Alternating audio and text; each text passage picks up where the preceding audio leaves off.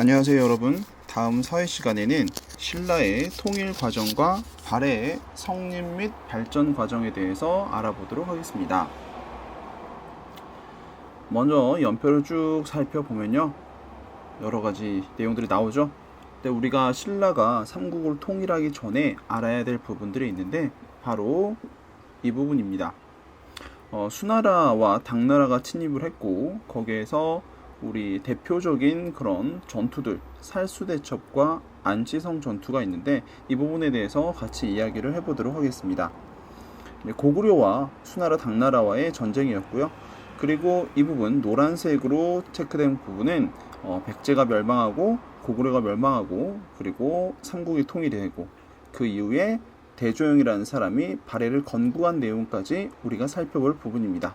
이 뒷이야기는 다음 영상에서 이야기해 주도록 하겠습니다. 신라는 기존에 있던 고구려, 백제, 신라를 통일을 한 거고, 발해는 그 뒤에 새롭게 건국된 나라입니다.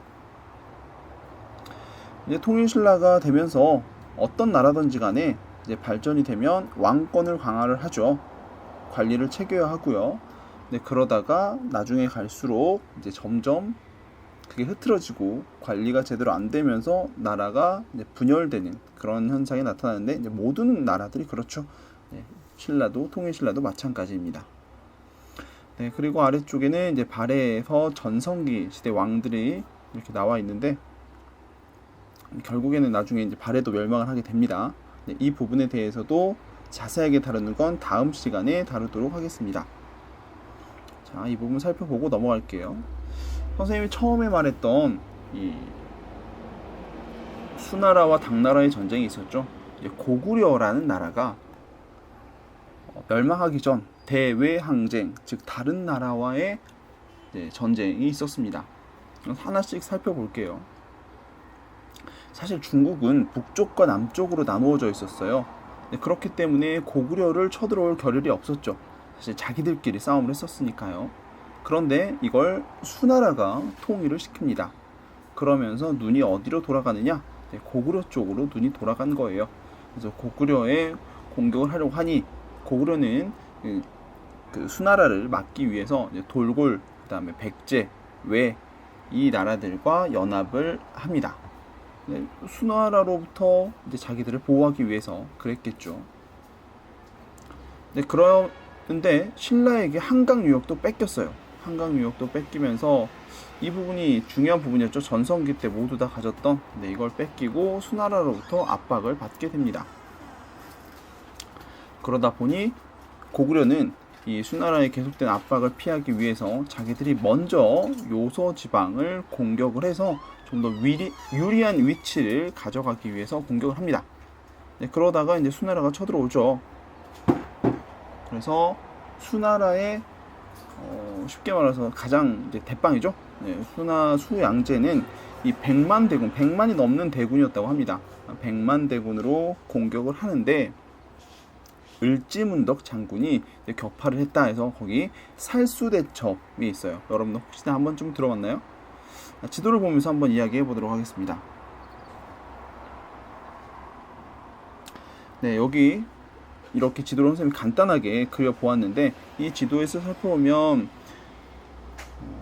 여기 평양성이 있다라고 했을 때, 요 살수대첩 해가지고 이제 물에서 별동대, 수나라의 별동대 30만이 왔는데, 거기에서 이제 뚝을 세워가지고 뚝을 일순간에 무너뜨려서 이제 물속에 모두 이제 목욕시켜주고 세상을 떠나게 만들었다. 그래서 돌아간 인원은 대략 2,700명 정도이다라는 이야기가 있는데, 이 부분은 이제 역사학자들의 이야기로는 이제 그렇지 않고 실제 전투를 통해서 이겼을 가능성도 있다라고 하는데요. 이제 그건 기록이 많지 않으니까 이제 우리가 지금까지 알고 있었던 내용은 뚝을 무너뜨려서 이제 이 사람들을 이제 세상에서 떠나 보냈다고 하는 살수대첩입니다.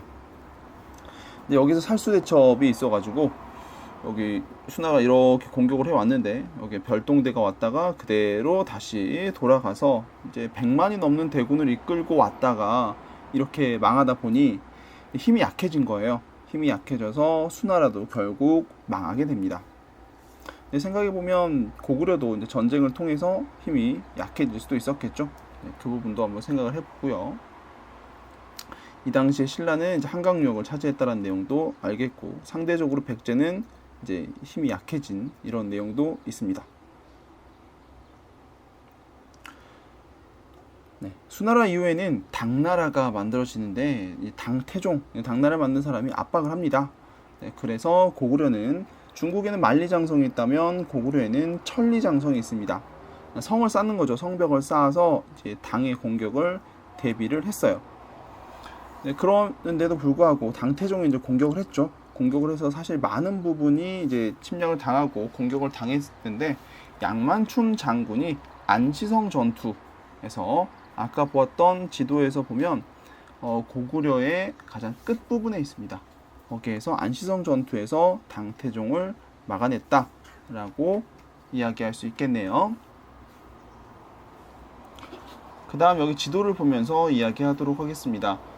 이제 고구려가 수나라, 당나라하고 싸우면서 수나라, 당나라도 이제 많은 피해를 입었지만 고구려 또한 이제 그로 인해서 국력이 많이 약해졌다. 그것도 고구려가 망하게 된 이유 중에 하나이다 라고도 우리가 생각해 볼 수 있겠죠. 이제 이 지도는 신라가 이제 통일을 한 그런 내용인데요. 백제와 고구려가 이제 멸망하게 됩니다. 여기에서 살펴보면 신라는 김춘추와 김유신이 연합해서 정권을 장악합니다. 여기서 말하는 김춘추는 나중에 왕이 되는 사람이죠.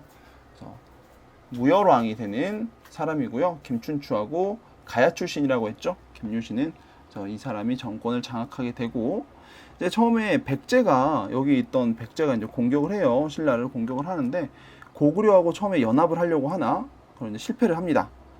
이제는 이제 안 도와줘요, 고구려가. 그러다 보니까 고구려가 여기서는 수나라가 쳐들어오다 보니 이제 거기 아까 말했죠, 백제와 외와 이제 여기 위에 있던 돌골족이랑 힘을 합쳐서 막아내려고 합니다. 그래서 이제 신라는 고립됐죠. 고립된 관계로 그렇게 있다가 다른 나라들이 안 도와주고 백제는 자기 옆에 붙어있는 백제는 공격을 하니까 남아있는 여기 당나라하고 연합을 합니다. 그래서 우리가 이걸 나당연맹이라고 합니다. 신라가 앞에 붙어서 나자로 읽게 되는 거예요. 나당연맹을 맺게 되는데, 이 나당연합군을 결성을 하고 있는 와중에 항상 말했죠. 나라가 망할 때쯤에는 그 당시에 이제 왕이나 관리가 이제 타락을 하게 됩니다. 이 당시에 왕이 의자왕이에요. 의자왕. 여러분들 그 노래에 보면 삼천궁녀 의자왕이 있죠. 근데 이걸 이제 아직도 모두 다 이제 삼천궁녀를 거느리고 술을 마시고 놀고 이랬다라고 아는 것은 좀 잘못된 이야기고요. 이제 의롭고 자애로운 왕이라는 뜻입니다. 처음부터 매우 잘했어요. 나중에 사람이 타락을 하게 됐죠. 그리고 이제 실제 낙하암은 3,000명이 올라가지 못하는 그런 장소입니다. 그러니까 이긴 사람의 입장에서 역사가 쓰여졌기 때문에 왜곡됐다라고 알 수 있겠고요. 이 당시에 또 그 나오는 인물이 계백 장군이 나오죠. 계백과 관창에 대한 이야기가 나오는데, 이 계백 장군이 이제 적은 수로 신라와의 전쟁에서 잘 버텨내나 결국에는 멸망을 하게 됩니다. 그게 660년 삼국 중에서 가장 먼저 멸망을 하게 되고요. 이제 그러던 도중에 고구려는 이제 나당이 아니죠. 고구려는 수나라와 당나라의 공격으로 이제 많은 전쟁을 치렀고, 그 와중에 연개소문이라는 인물이 있었는데, 이제 정권을 장악한 그런 인물인데, 이 사람이 죽고 나서 자식들이 고구려를 누가 이제 권력을 차지하느냐 하고 내분, 즉 안에서부터 싸움을 하게 됩니다. 바깥에서 외부의 적도 있는데 내부에서 싸움을 하게 되면 당연히 이제 서로 간에 이제 믿지도 못하고 힘이 약해지겠죠. 그래서 결국에는 668년에 고구려 또한 멸망을 하게 됩니다. 자, 그렇게 해서 끝나느냐 하는데 이게 그대로 끝나지가 않습니다. 여기 내용 보이죠? 그 이후에 이렇게 고구려도 멸망하고 백제도 멸망했는데 당나라가 이제는 한반도 전체를 차지하려고 합니다. 그럼 어떻게 해요? 신라가 넘어가 버렸네요. 신라가 자기들도 같이 맞서 싸운 거죠. 그래서 맞서 싸워서 나당 격전지라고 표시가 되어 있죠. 이 부분에서 맞서 싸워서 결국에는 이제 이겨내고 우리가 신라가 삼국이 통일하는 그런 시기가 온 겁니다. 선생님이 동그라미 친 쪽 이렇게 되어 있죠.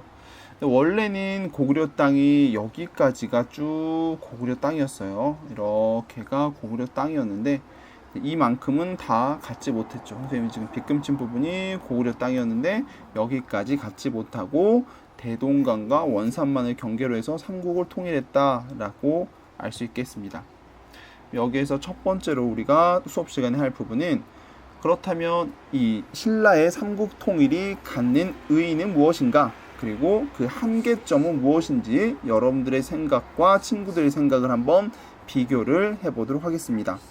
원래 고구려 땅은 다 갖지 못했으나 고구려와 백제를 멸망시키고 신라만의 나라가 여기 한반도에 있게 된 겁니다.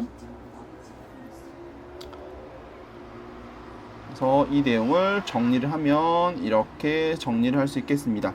이 부분을 화면을 멈춰 놓고 여러분들이 필요한 부분을 정리를 하면 되겠죠. 다음은 발해라는 나라의 건국입니다.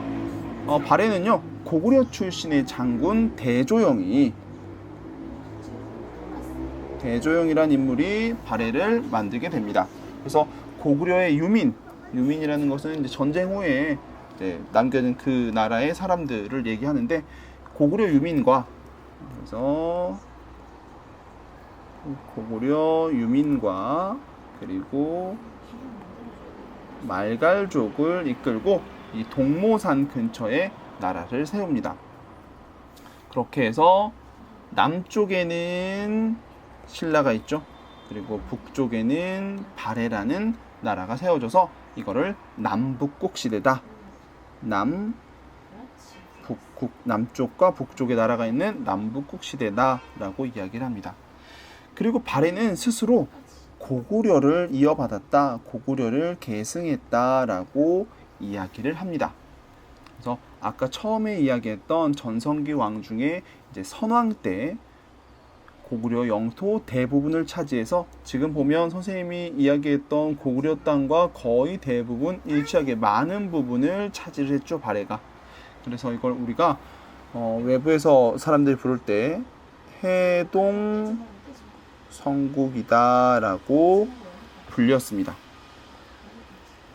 바다 동쪽에 있는 커다란 나라를 해동성국 발해라고 불렸습니다. 이렇게 해서 발해가 만들어졌는데 자세한 내용들 발해가 어떻게 발전되고 어떻게 멸망했는지 그 다음에 통일신라는 어떤 과정을 거치면서 발전을 하게 되었는지 등에 대한 영상은 다음 시간에 공부를 하고요. 이 발해가 고구려를 이어받았다, 고구려를 계승했다라고 하는데 이 증거들을 우리가 수업 시간에서 한번 찾아보도록 하겠습니다. 그리고 여러분들이 역사학자처럼 실제로 발해가 고구려를 이어받았는가에 대해서 한번 이야기를 해보도록 하겠습니다. 자, 여기까지 살펴보고요. 여러분들 내용 정리 잘 할 수 있도록 합시다. 그래서 선생님이 또 이렇게 적었으니까요. 이 부분도 멈춰서 필요한 부분을 꼭 정리한 다음에 수업 시간에 만나도록 합시다. 네, 그럼 안녕.